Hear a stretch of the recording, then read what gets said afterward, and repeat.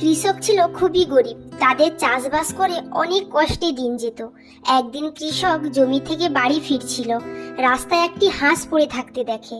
সে হাঁসটিকে কৃষক তার বাড়ি নিয়ে গেল। কৃষক তার বউকে বলল, রাজুর মা, ও রাজুর মা, দেখো আমি কি নিয়ে এসেছি।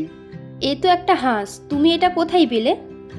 আমি যখন কাজ শেষ করে বাড়ি ফিরছিলাম তখন দেখি রাস্তার মধ্যে এই হাঁসটা পড়ে আছে। হাঁসটি খুব ছোট, তাই বাড়ি নিয়ে এসেছি। তুমি খুব ভালো করেছো হাঁসটাকে বাড়িতে এনে। এইভাবেই হাঁসটি কৃষকের বাড়িতে আস্তে আস্তে বড় হতে লাগলো।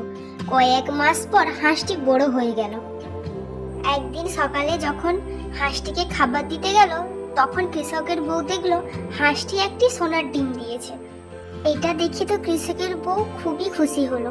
সে কৃষককে ডেকে বলল, দেখো দেখো, আমাদের হাঁসটি সোনার ডিম দিয়েছে। কৃষকও খুব খুশি হলো। রাজুর মা, আর আমাদের কোনো চিন্তা নেই। এবার আমরা এই সোনার ডিম বিক্রি করে অনেক বড় লোক হয়ে যাব। এইভাবে প্রত্যেক দিন হাঁসটি একটি করে সোনার ডিম দিতে লাগলো।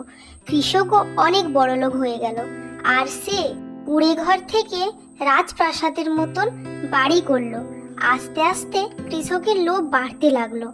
সে একদিন বসে বসে ভাবলো, আমি তো প্রত্যেকদিন একটা করে ডিম পাই, এতে আমার কিছুই হবে না।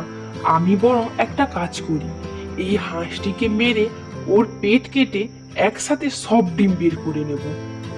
কৃষক ও তার বউ মিলে হাঁসটিকে মারলো, তার পেট কাটলো, আর দেখতে পেল পেটের মধ্যে একটাও ডিম নেই। তখন কৃষক ও কৃষকের বউ বসে কাঁদতে লাগলো আর বলতে লাগলো, হায় হায়, এই আমাদের কি হয়ে গেল। এই জন্যই বলি, কোনো কিছুতে লোভ করা ভালো না। বন্ধুরা, তোমরাও কিন্তু কোনোদিনও কিছুতে লোভ করো না, নয়তো এই কৃষক ও কৃষকের বউর মতন তোমাদেরও অবস্থা হবে। এরকম মজাদার বাংলা গান দেখতে আমাদের